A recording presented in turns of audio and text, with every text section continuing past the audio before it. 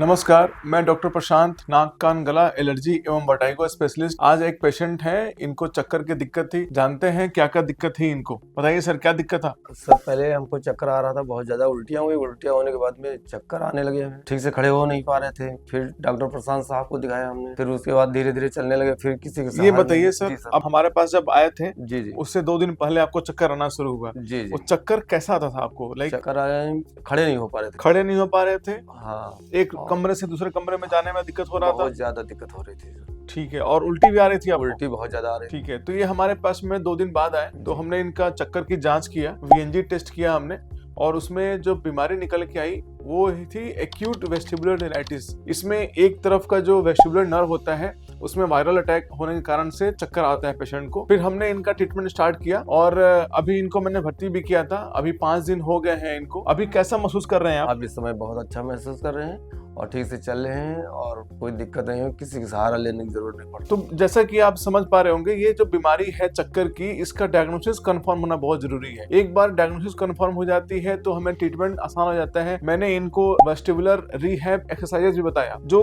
चक्कर के बाद जो आपको व्यायाम कराना, जो एक्सरसाइज करने के लिए मैं बताया आपको, वो कितना कर पा ले रहे हैं आप? 2-3 बार कर 2-3 बार कर रहे हैं, जी। उससे आपको फायदा हो रहा है? हाँ, फायदा हो रहा तो ये बहुत जरूरी है कि अगर आपके घर में किसी भी फैमिली मेंबर को चक्कर आ रहा है तो एक वर्टाइगो स्पेशलिस्ट डॉक्टर को जरूर दिखाएं, क्योंकि इसका जो ट्रीटमेंट है और इसका जो मैनेजमेंट है वो पूरी तरह स्पेशलाइज्ड है। केवल चक्कर की दवाई वर्टिन खाने से बीमारी बिल्कुल भी ठीक नहीं होगा। इनका हमने प्रॉपर डायग्नोसिस कंफर्म करके और उसी की डायग्नोसिस के बाद ही दवाई स्टार्ट करी और इनका थेरेपी दिया हमने। धन्यवाद।